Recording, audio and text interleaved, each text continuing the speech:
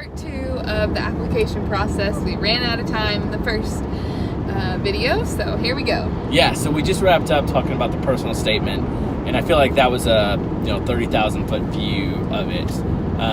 There's definitely a lot of resources out there if you're in the process of writing a personal statement that'll give you a lot more specifics than what we went over, and that was just kind of what worked for me. So the next thing we want to talk about are transcripts. So when you submit your AMCAS, you have to have transcripts from every post-secondary institution that you attended that gave you college credit, and I may be butchering those terms, but like for me, I went to what I'd term a military-style missionary training school after high school, and that's where I did like all my paramedic training and my EMT stuff and like all my rescue training, and that institution did not result in any college credit, so I didn't have to do a transcript there. That was a little bit of a sticky situation for me at first, like just trying to discover whether or not I needed to get transcripts for that, because there aren't many people I know of that have gone on to become physicians from this institution. So yeah, just kind of like research that if you're in that situation, which I feel like most people went to a college or an actual accredited institution, so you guys submit a transcript. So transcripts are something you can request before, depending on how long your institution takes to fulfill requests for official transcripts. That's something you can do before AMCAS opens or right at the time it opens. So like for my school, I think it took them about 7 business days to get transcripts in. Some other schools that I attended, I think were about 15 days. So just kind of know the lag time on your schools and go ahead and get those in. It's not a huge deal if everything goes smoothly, because you could request those like day one that AMCAS opens, and pretty much every school is going to have those in before like a month, when it's the earliest you can possibly submit AMCAS. But I had a buddy of mine who his transcripts kept getting assigned to the wrong application cycle, and he didn't even have 2 application cycles open. He just had one. But they kept assigning it to the 2018 cycle versus the 2019 cycle. So there are some hiccups that can cause a delay there. So go ahead and just go get those requested early. Again, it's any college or university that you received accredited, or that's accredited that you received college credit. And all you gotta do is request your transcripts and have them sent there. I think there's like a transcript request form if your university or college doesn't participate in the online portal, and that was like the case for me. Like none of them did the online thing, so it's a little bit more of a hassle, but it's not that big a deal. So that's transcripts. Letters of recommendation. These are things that you need to request well before AMCAS opens. Oftentimes physicians or professors, all the time, like they're busy people, so it's not something where you want to be requesting a letter from them, like in the middle of AMCAS. That being said, a lot of schools don't look at your letters of reference or recommendation until, I believe it's like right before you interview. Like it could be like post-secondary or maybe be post-interview. That may be institution specific as well, but it's not you can submit your AMCAS, and you can even have your AMCAS be verified without having those letters in place. It just may result in a delay for secondaries and interviews and things like that. But that's, again, institution specific. So I'd recommend know who you want to ask for letters of recommendation well before the spring. Like you should. How did you decide that? So for me, I asked. The typical ones are like physicians you shadow, science professors, a non-science professor. Those are the big ones. So for me, I had a physician that I shadowed. I had him. I requested a letter from him. He's great. He's an alumni of one of the schools I really want to go to, and he offered hey, if there's anything I can do to help you, let me know. So I kind of took that as okay. He's someone who would be willing to write me a letter, and it's someone that I had a good relationship with. So definitely, it needs to be someone you have a good relationship with, someone that's going to speak highly of you. If at all possible, you want it to be from people who know you well. So don't look for prestige. If you know, I don't know, don't ask your congressman to write the letter. I've heard of people who do that.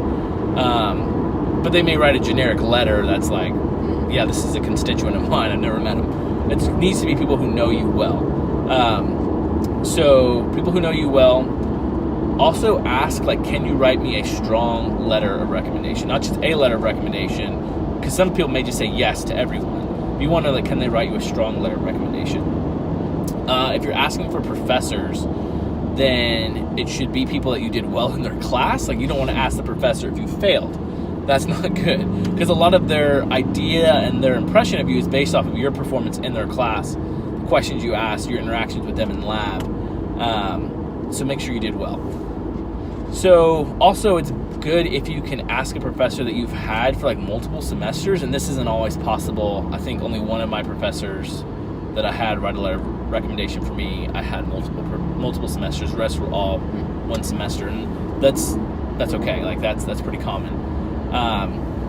So I think those were the big things on that. If your school does a pre-med committee where they write a committee letter, like, that's great, because that will encompass like a lot of different letters in there, and then also it satisfies a lot of med schools' requirements for a letter.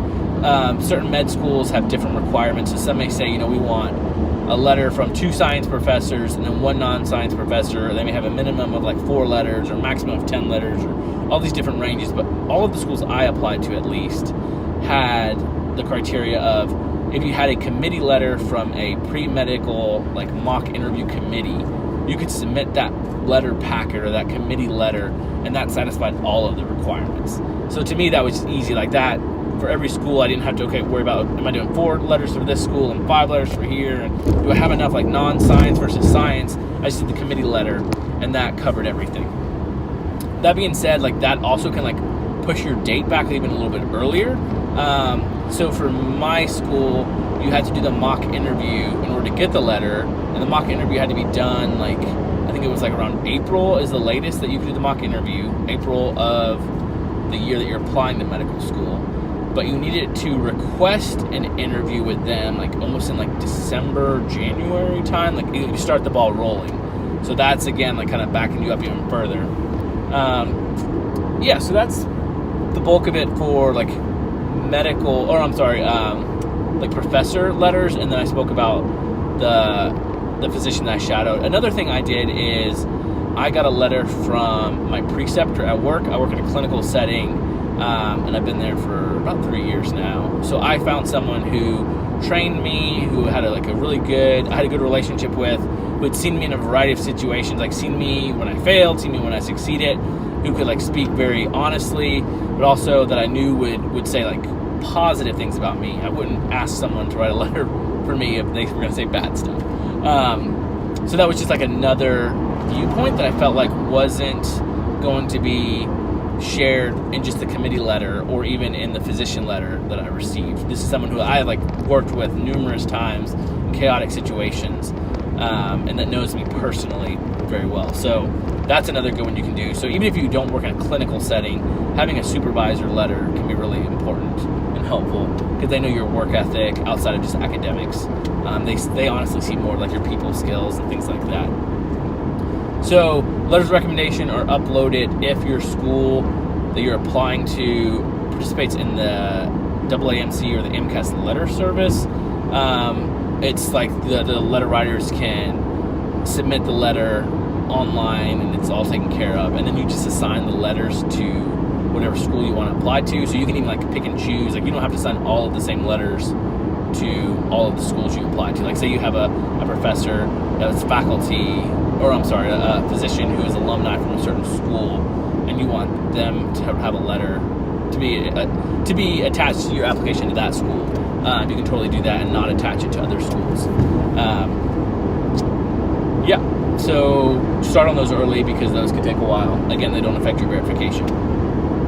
One other thing, just like in general about the application, is it typically takes anywhere from like 4 to 6 weeks to get verified. So it's like after you submit, they go back and check all your work, like make sure your transcripts were good, that you didn't like, say you took this class in the spring semester of 2017 when you really took it in the fall semester of 2017, or something like that. So at peak time, it can take 4 to 6 weeks. So take that into account when you're applying. The earlier you apply, like if you're hitting submit June 1, I think it was like 2 weeks. People were getting them back. They're getting back pretty quick. So earlier the better for sure. All right.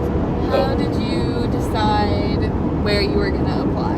Ooh, okay. So for me, that was like definitely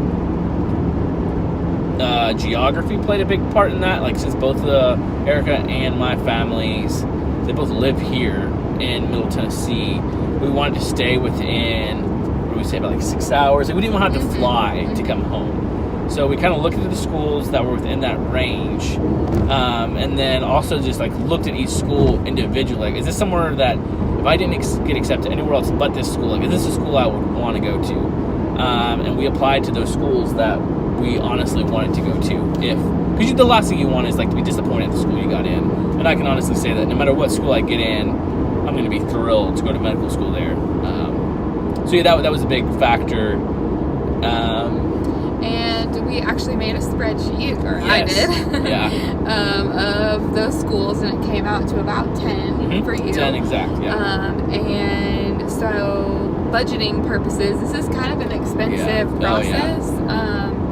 The MCAT and the materials for that were, what, like $1,500? $1,500, yeah. Oh, and then so a total about $2,000 almost. Yeah, and then the MCAT itself, about and then the application fees were what? I think it's like $150 to do like one AMCAS, and then that includes one school that you can apply to, and then I believe it's like $50 per school after that. I want to say it was about $700?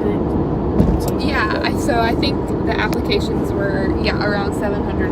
That's just for the AMCAS, for the primary application. And then there's also fees, which we'll talk about, the secondaries for those. So we made a spreadsheet and just threw that into our budget because, like I think we said in one of the first episodes, we're trying to stay debt-free until we get to medical school. So we just made that kind of like a line item in our budget, and so that we were prepared to have money for that.